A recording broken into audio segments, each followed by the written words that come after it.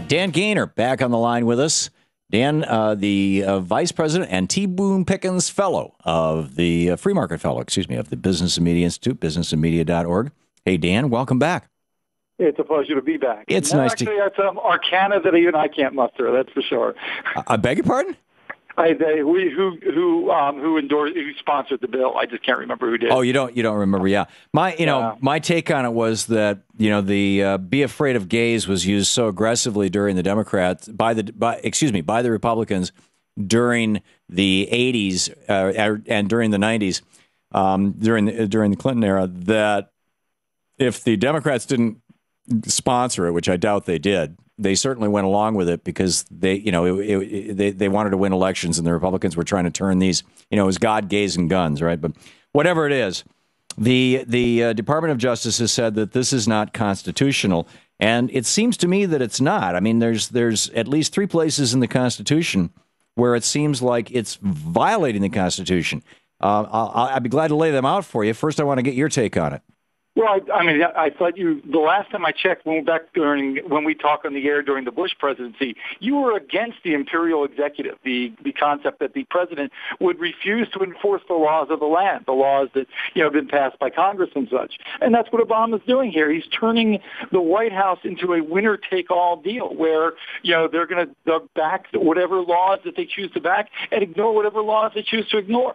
Well, I may have absolutely, Dan. There were times when President Bush refused to enforce laws or cut back funding to agencies or clearly perverted their purpose. I think the Department of Labor is probably the very best example that offended me. Or when he created law out of nothing with signing statements that offended me. And but that's that goes back to the founding of our country. Essentially, presidents doing that. And both of us for various presidents, I'm sure, can come up with a long list. But that's not the issue here. The issue isn't whether or not the issue isn't defend the law of the land is a pretty major exception to things. And generally speaking, even legal experts on the left, you would think, would be bothered by that. But the Obama administration is not saying they're not going to enforce this as the law any longer. What they're saying is that they're not going to defend it in court any longer. It's a world of difference, Dan. Well, it's not really a world of difference. It's still, the president's supposed to be, protecting the laws. It is a law, and they're saying, well, we're not going to defend that. We don't believe in it, so we're not going to defend it.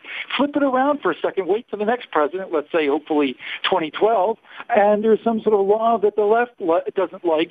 Left likes and conservatives don't like, and so they file some random challenge, and next thing you know, we're not defending that law in court. But somebody else will. I guarantee you. Heritage or Cato or somebody will step up with lawyers to defend it. And that's certainly going to happen here. But let's talk about the constitutionality of it. This is the argument that the that the Obama administration is making, is that under the Fifth Amendment, basically you're entitled to due process of law. In other words, however the law treats you in New York, it should treat you in Oklahoma. Under the 14th, because this is federal. Under the 14th Amendment, you're entitled to equal protection under the law. That if you can't be discriminated against in Massachusetts, you can't be discriminated against in Florida.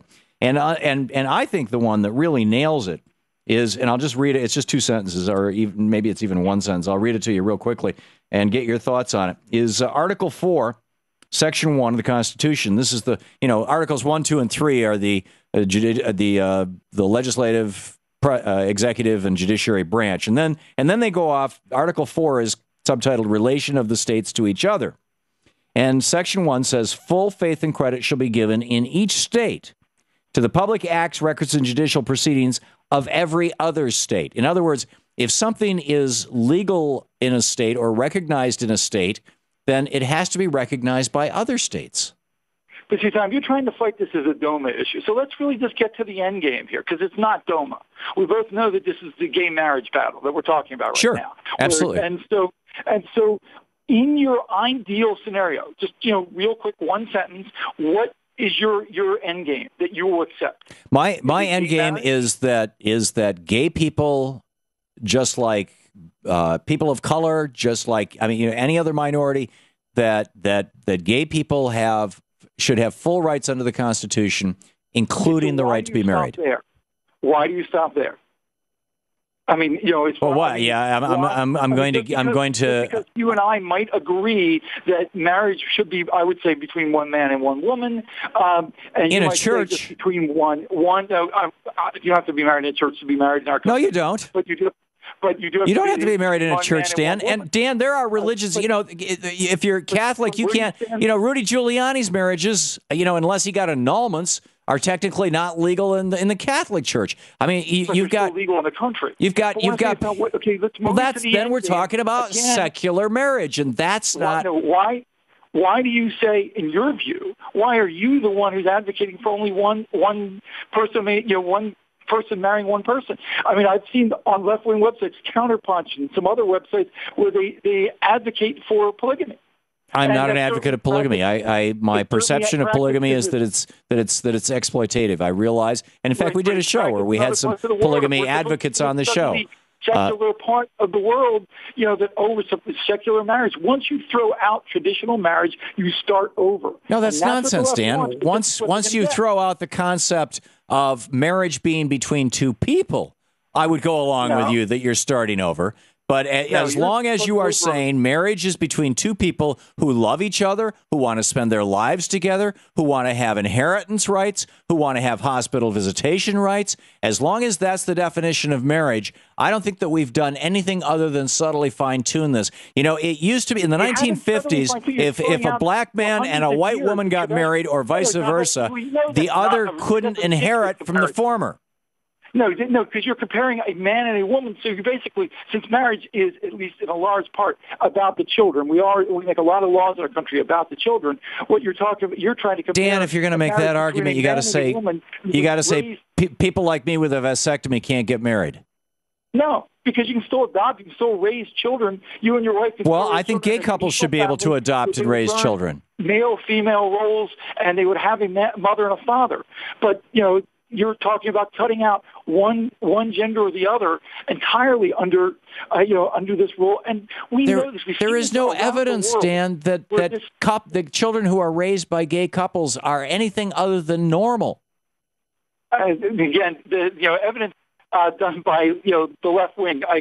Evidence done by academics and universities. We've seen this happen. What happens is it degrades the rights of traditional values people, where it's not just taught. Dan, I honor the traditional value people. Let them say that you can't get married in my church. That's no problem. I've got no problem with that. There are churches that say you can't get married in my church if you're of a different religion. Tom, we've already seen the Boy Scouts and the Cub Scouts in Philadelphia. They're being run out of the building they're renting because they won't allow gays. Because they want to take federal funding, or because they want federal support. They're the ones who built the darn building. They need this building to the city. I mean, what we have is a situation. I see what you're saying. You're saying because they're discriminating against. Well, I'm opposed to discrimination as well, Dan. Yeah. No, the left doesn't want acceptance. In fact, you said, what's my one sentence? My one sentence is that gay people should have the same rights under the Constitution everyone else does. Okay, well then again, you're drawing just a random and generic line, you would seem, because you're saying polygamy can't happen, but we both know that will be the next battle after gay marriage. No, absolutely will be. Well, it may well be, yes, of course, because that's one of the rights that the rest of us have, Dan. Yeah, and that's what we're trying to protect against. Okay, I got it. Dan Gainor, businessandmedia.org. Dan, good talking with you.